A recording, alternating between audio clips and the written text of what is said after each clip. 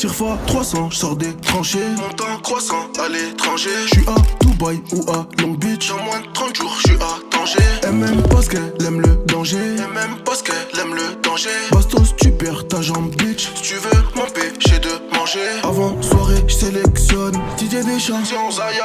Ils se croient dans un manga, croient que c'est eux les méchants. Je donne ma vie pour le 9 si c'est le vrai sang. Salut Sirfa. Salut Clément, ça va ou quoi?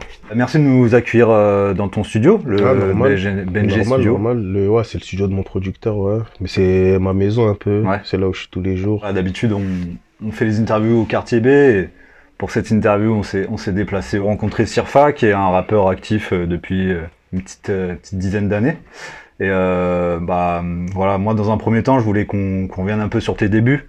C'est quoi un peu les premiers albums, les albums de rap que t'as écoutés, les premiers artistes qui t'ont fait écouter du rap? Franchement, si je te parle d'artistes, j'étais déjà vraiment chez les Quinry depuis longtemps, tu vois.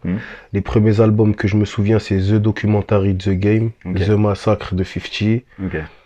Après j'écoutais beaucoup de Salif, Boulogne Boy, j'écoutais beaucoup de Rof, le Code de l'horreur, le Code de l'honneur aussi, et entre autres j'écoutais, après en grandissant j'écoutais un peu plus d'autres artistes comme Niro, Migos chez les États-Unis, Future, Young Thug, voilà, j'étais plus, vraiment plus par contre chez les Quinry, tu vois. Ok, c'est vrai que dans une autre interview tu disais que The Game c'était vraiment un mec que t'avais bien aimé, quoi. Ouais, The Game c'est vraiment, j'étais matrixé avant, je te mens pas. Il m'a matrixé West Coast, tout ça, même à l'époque de G-Unit et tout, j'étais vraiment matrixé dans ça. Je crois même que c'est à cause ou grâce, on va dire, à lui que j'ai commencé la musique, tu vois. Après, rap français, il y avait des vraies plumes, Salif, vraies plumes. J'écoutais beaucoup, j'aimais bien les artistes qui disaient des choses cohérentes. Salif, Rof, j'aimais bien. C'est pour ça que j'ai dit Niro, un peu plus en grandissant. Et voilà, mais sinon, j'ai grandi dans ma petite enfance sur du Rika, du Salif. Justement là tu disais que c'était un peu The Game qui t'avait fait un peu qui t'avait presque donné envie de faire de la musique. À quel âge tu situerais la première fois où tu t'as commencé à te dire vas-y moi aussi je peux écrire des textes et faire peut-être du rap? 12, 13 ans, 14 ans même. Dans ces eaux-là, je pourrais pas te dire précisément, mais c'était vraiment très tôt. Très tôt. En plus il y a des grands de chez moi qui rappaient déjà à l'époque. Il y avait HLM Crew avec Fellow, Donny, etc. Et eux, ils allaient en studio, ils allaient en concert souvent, etc. J'étais avec eux. Donc ça m'a mis dans le bain plus facilement. C'est grâce à eux, vraiment, ils m'ont mis dans le bain. Indirectement, déjà, j'étais là, je kiffais, j'aimais bien ce qui se passait et tout. Et après, ils m'ont emmené en studio et voilà, j'ai fait un premier morceau avec eux, carrément. On l'a clippé à l'époque. Je sais même plus où il est passé ce clip. Il a disparu des écrans radars, je sais pas. Disparu des internets. Ouais, mais déjà à l'époque, je sais même plus si j'avais la même page YouTube. Non, j'avais pas de page YouTube. Je sais plus où elle est passée cette page YouTube. On en avait fait des DVD, tout le quartier l'avait, je sais pas où ils sont passés. Mais ça serait kiffant de les voir là aujourd'hui, là, voir ce que ça disait. Ils savent pas, en fait, toi tu viens du quartier Saint-Louis, c'est ça? Cité Chantecry, quartier Saint-Louis à Bordeaux Nord. Effectivement, c'est un quartier où il y a un rappeur. Enfin, en tout cas, moi, il y a un rappeur que je connais, que j'aime bien, qui s'appelle Fellow. Et donc, ça fait partie des rappeurs qui ont mis un peu le pied à l'étrier. Fellow, c'est la famille. Fellow, c'est vraiment, on a grandi ensemble. Il est un peu plus grand que moi, mais je suis né dans le même quartier que lui. On a grandi ensemble. Les parents, ils se connaissent. C'est vraiment, dans le quartier, tout le monde se connaît. C'est comme une grande famille. Et Fellow, c'est vraiment, vraiment, vraiment le grand frère. Il fait pas semblant quand il donne la force, etc. C'est vraiment réel. Quand les trottoirs ont des bouches et les murs ont des oreilles, moi je te vends ma OG couche, toi tu me galères ton oseille.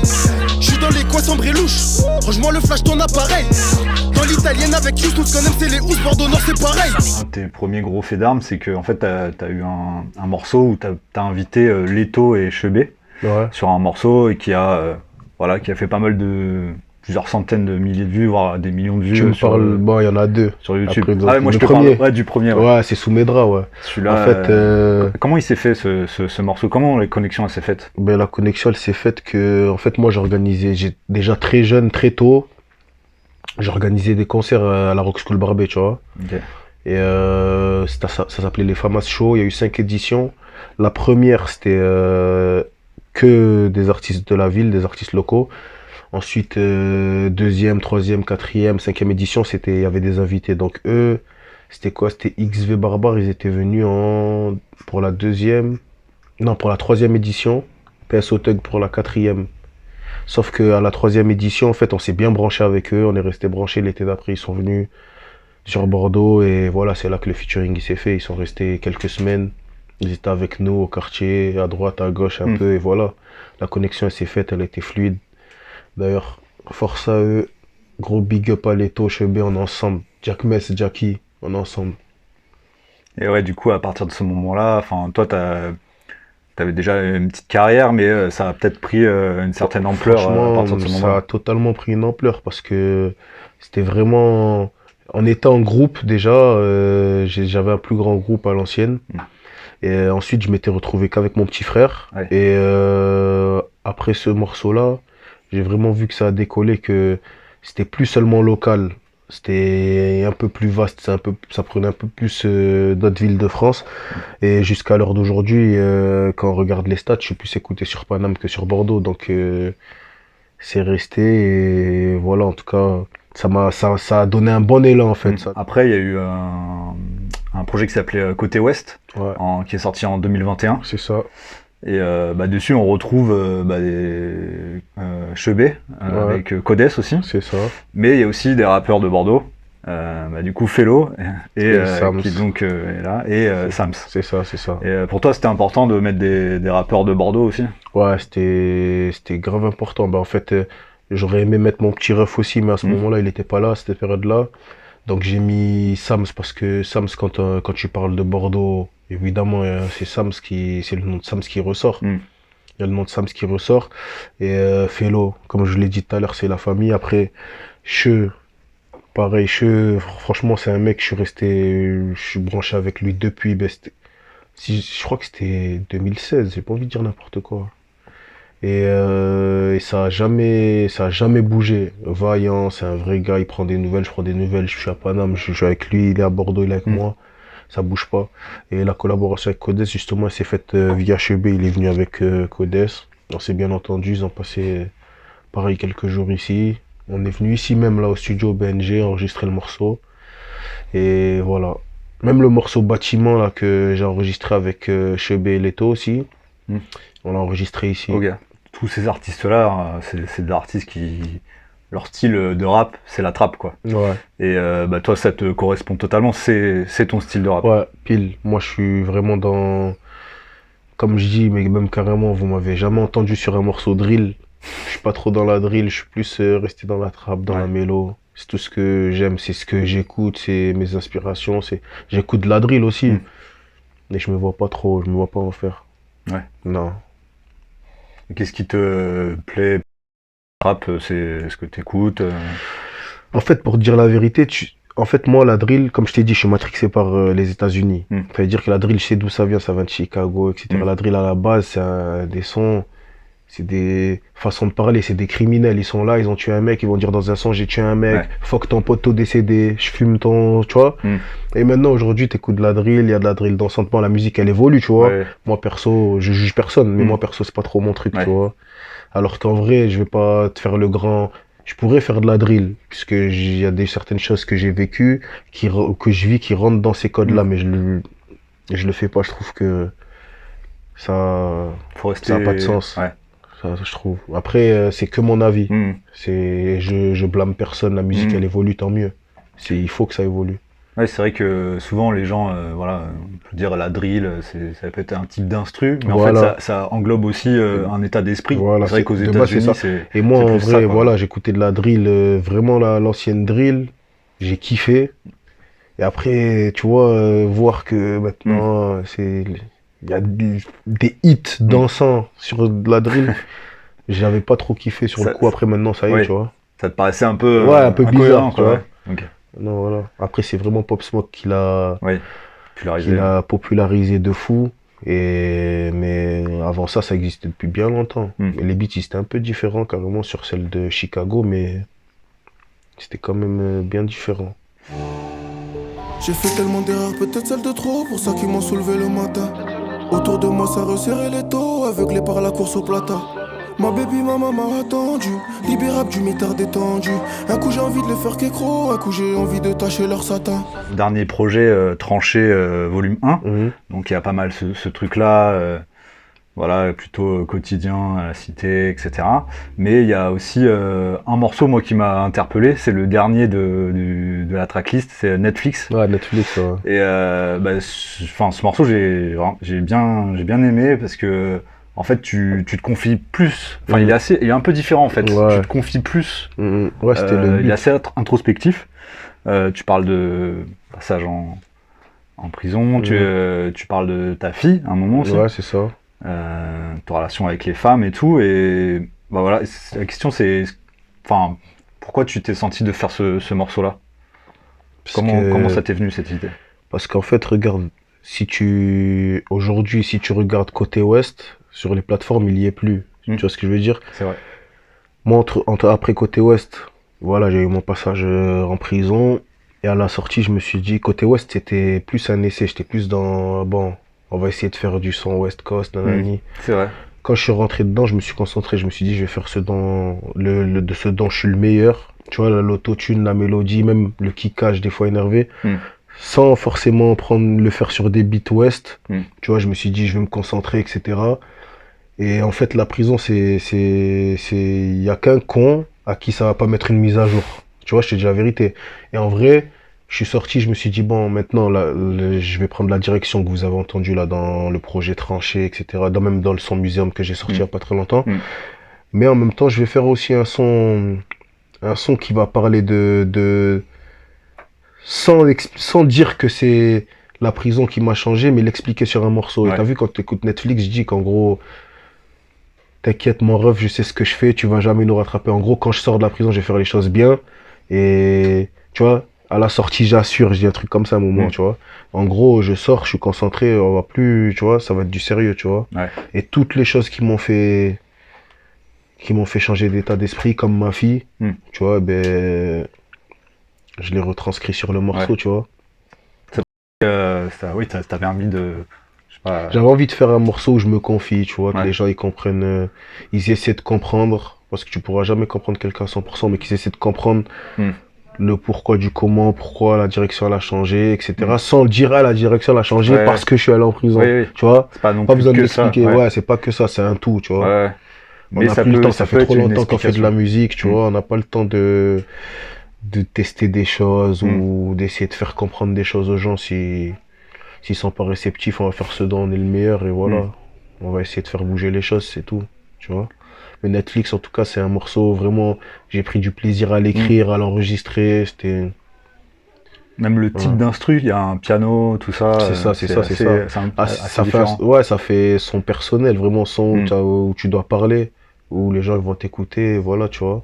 Ça reste, un peu mélancolique. Ça reste Cerfa, bien sûr. Voilà, ça reste, voilà, c'est un peu plus personnel. Assez un peu plus personnel. C'est ça. Mais même le projet en lui-même, je trouve que, alors peut-être que je me trompe parce que côté Ouest, du coup, j'ai pas pu forcément trop écouter. J'ai écouté quelques morceaux qu'il y avait sur YouTube, mais j'ai l'impression que il y a du kickage, mais dans Tranché, mais il y a aussi, il y a une bonne partie de mélo en fait. Ouais. Toi, t'as envie de t'essayer à ça plus, d'expérimenter là-dedans? Ben en vrai, j'ai toujours été dans la mélo, sauf que quand tu poses de la mélo sur des instruments un peu ouest, ça rend pas forcément pareil, ou ça met pas en valeur forcément la mélo. Mais là, je suis plus, c'est plus ma direction, la mélodie. C'est plus ma direction, même il y a plus de morceaux mélodieux dans mes projets. Ces derniers temps, j'enregistre plus de morceaux mélodieux. Et je fais vraiment l'accent sur ça quand je fais des clips, pour que vraiment les gens, ils la retiennent, la direction, tu vois. Parce que c'est un peu flou, un coup il y a de la mélo, un coup il y a du rap, un coup il y a de la mélo, tu vois. D'abord, faut que les gens voient toutes mes palettes en mélo.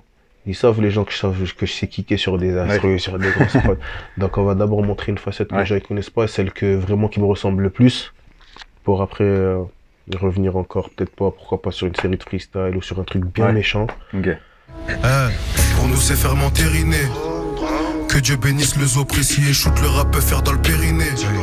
Il va y laisser chercher des os. Passé tellement criminel que je peux y retourner pour un opinel. Pour toi je mets 8 Mile, t'as Eminem corrompu comme un arbitre de série B. Un des morceaux, c'est le Dutch K-Touch, je crois. Ouais. T'avais fait à Planet Rap. Ouais, c'est ça. Planet Rap de Maes. Ouais, c'est ça, ouais. Franchement. Est-ce que tu peux raconter comment ça se fait, enfin comment est-ce que t'en es arrivé à Maes, faire c'est un Planet mec Rap? du 9-3. Maes, c'est un mec du 9-3. Là, Sema, Massi. Big up à Massi, mon producteur. Dans le studio à partir, lui aussi, c'est un mec du 9-3. Okay. C'est-à-dire les connexions elles se font bien vite. Un beau jour, il m'a dit que j'allais monter au Planet Rap. On avait ce morceau de près, on a dit vas-y, on va envoyer celui-là. On sait qu'il va faire mouche, les gens vont apprécier. Il se trouve que les gens ils ont apprécié, voilà. On est monté, on a représenté la ville sur la capitale. Et j'espère que ça sera pas la dernière. Là, tu parles de la ville. Je voulais rebondir sur ça. C'est quoi un peu ton sentiment sur le rap bordelais? Ben déjà, à Bordeaux, le public, c'est une des villes où il est le moins réceptif, où c'est un peu plus compliqué. Même, je te parle de ça parce que j'ai des artistes, je connais des artistes de niveau national un peu connus et tout, qui disent que le public à Bordeaux, même des organisateurs, des bookers, quand on organise un concert, un truc, c'est plus dur de remplir des places que dans d'autres villes. Donc déjà, il y a ça. En plus de ça, le game il est très individualiste ici. Tu vois, les gens, chacun sa peau, chacun son quartier, chacun son truc. Je te dis pas que je suis pas comme ça, attention, tu vois. Mais il fut un temps, ben regarde, quand je faisais les Famas Show, que ce soit du 1 au 5, je crois j'ai ramené tous les groupes de rap qui rappent à ce moment-là et qui avaient fait un peu de chemin. T'as vu, il y avait dans la programmation, quand je ramenais la programmation à Ashraf de Barbé, gros big up à Ashraf, de la Rock School Barbé, il y avait une dizaine d'artistes, ils me disaient mais t'es fou, on pourra pas faire passer tout ça, nanani, nanana. Bon à la fin, voilà, ils savaient qu'on était plein de bonnes intentions, donc ils nous laissaient jusqu'à 1h du matin alors qu'on devait finir jusqu'à 23h30 minuit. Et je ramenais beaucoup d'artistes, j'en ai ramené pas mal. En vrai, j'ai vu que c'était pas réciproque, que les gens ils pensaient qu'à leur gueule. Et moi personnellement, sans faire le malin, t'as vu, j'ai pas besoin des gens. En vrai, je faisais déjà mon petit bruit, je faisais déjà mon truc. Je me suis dit en plus de ça, les gens t'essaient de faire croquer, ils sont en mode ben vas-y, c'est pas grave. Maintenant on va marcher, on va fonctionner entre nous. Donc ouais, au début c'était Bordeaux, après c'était un peu Bordeaux Nord, après c'était Chantecry. Voilà, c'est tout. C'est comme ça. Et c'est pas faute d'avoir essayé, tu vois. Il n'y a pas eu de retour. Enfin, peut-être que sur le coup, tout le monde était content, tout ça, mais après, il n'y a pas eu de. Après quoi. Ouais, il n'y a pas eu de retour. Même, je demande pas un retour auprès de moi, mais t'as vu, si t'aimes bien le mec qui rappe là, vas-y, partage-le. Partage l'autre, même s'il habite là-bas, tu vois. Partage. Moi, avant, je partageais un peu tout le monde. C'était l'époque de Facebook. Clairement, je partageais tout le monde sur ma page Facebook. Dès que je kiffais un morceau, paf, partage. Pour essayer de donner de la force. Franchement, je vais te dire la vérité. Avant, il y avait beaucoup de rappeurs qui étaient à deux doigts de péter. Parce qu'il y avait beaucoup ce truc de... Déjà, il y avait des organisations de concerts locales. Une fois par mois ou une fois tous les 2 mois. Il y avait beaucoup de featuring, beaucoup de collaborations entre les artistes. Il y avait ce truc-là hip-hop, tu vois. Après, au fil des années, ça s'est vachement perdu. Maintenant, les gens, ils sont tous en solo, un peu dans leur coin. Et carrément, j'en discutais avec un pote hier. Et c'est pour ça que j'ai mis un statut là sur Instagram. Là, hier, j'ai dit avec quel artiste de Bordeaux vous voyez collaborer. Je sais pas si t'as vu. C'est parce que, sûr, il y a des talents, moi j'en connais. Mais j'aimerais bien voir aussi s'il y a des gens qui demandent. Il y a déjà des noms, ils me sont revenus plusieurs fois. Si des gens ils demandent, si on peut le donner, voir ce que ça va faire, tu vois. Ça pourrait faire un truc bien. Ça fait vraiment longtemps que je n'ai pas collaboré avec des artistes de la ville. Et je pense que vraiment, tu vois, sur un morceau, clippé, etc., tu vois. Sans parler de Fellow, parce que Fellow c'est vraiment un mec de chez moi. Et Sam, c'est mon grand ref, tu vois. C'est un mec depuis que j'ai commencé la musique, quand il peut conseiller, il conseille. Des fois je l'appelle, ouais, si, ça. Voilà, tu vois. Il est toujours connecté à Bordeaux, lui? Lui, il est occupé. Après, il est entre des sorties de films, il est entre des préparations acteur, de projets. Ouais, c'est un truc de fou. Mais il se rend disponible quand même quand je l'appelle. Des fois, je le réveille, je dis, attends, je te rappelle, non, c'est bon. Tu vois, il est toujours disponible, c'est un bon gars, c'est un vrai gars. Tu vois, gros big up à Sams. Libérer les frères, y'en a plus d'un. Enfermé à cause ces putains. Je suis sur une escalade, Dublin dans la sacoche. J'ai mon putain, ça parle de moi. Même dans Paris, JN Saint-Louis, j'en nique plus d'un. Connu Gréna, vend la musique dans le parc en planqué le fusil. Y'a trop de rappeurs, nous c'est l'usine. Y'a trop de vapeur dans la cuisine. On parlait de Bordeaux, j'avais envie de poser une petite dernière question. Parce que dans le projet, tu dis à un moment Bordelais comme Zizou et Ulrich Ramé, Ouais. qui sont deux anciens joueurs des Girondins de Bordeaux. Ouais. Et là en ce moment les Girondins, Ouais, c'est pas trop ça, mais. c'est pas trop ça. C'est quoi tes pronostics là? Est-ce qu'ils vont remonter en Ligue 1 ou pas? Franchement, je te mens pas, je vais pas te Est-ce mentir. que tu Je vais suis pas un me peu, mentir à moi-même. Ouais, je suis un peu. Ouais. Je pense pas que cette année ils vont remonter. Ok. Ça a commencé. Je sais pas, en fait, vu au vu de l'effectif, je sais pas. Mais Bordelais jusqu'à la mort, hein, qui perdent dans la défaite, dans la victoire, dans la joie, dans la tristesse, on est Ouais. Bordelais. Juste on fait profil bas des fois. Si y en a, ils parlent trop, les Parisiens, les Marseillais, là, vas-y. Fatigant. Mais sinon, ouais, Bordeaux toujours. Et on espère qu'ils vont remonter en Ligue 1 et qu'ils vont rejouer la Ligue des Champions et qu'ils vont revenir au premier rang. Il y aura peut-être une chanson de Serfa. Ouais, au stade. pourquoi pas. Mais tu sais que c'est encore, malgré qu'ils sont en Ligue 2 et tout, c'est une des équipes qui a joué le plus de Coupes d'Europe. Ouais. Dans Ouais. l'histoire du foot français, j'ai vu là. Ils sont encore dans les premiers plans. Ah bah Donc oui, ça va, c'est tu un vois. club Ah oui. historique avec une histoire Ah de ouf, oui, hein. ah oui. Faut respecter Bordeaux. Ça marche. Bon bah merci Serfa. De rien, pas de galère. On refait ça quand tu veux. Quand il y aura d'autres choses à parler. Ça marche, avec plaisir. Fort, on est ensemble. Force le média, le chip. On est ensemble. Chez toi t'es quelqu'un, chez nous t'es personne. Je leur ai sorti la guitare comme Len Stephenson. On n'est pas les mêmes négros, t'as vu. Je la regarde dans les yeux, je vis sans cavule. J'ai jeté mon feu et mon pas vu. Déféré après la garde à vue. En pénave jamais même au parlu.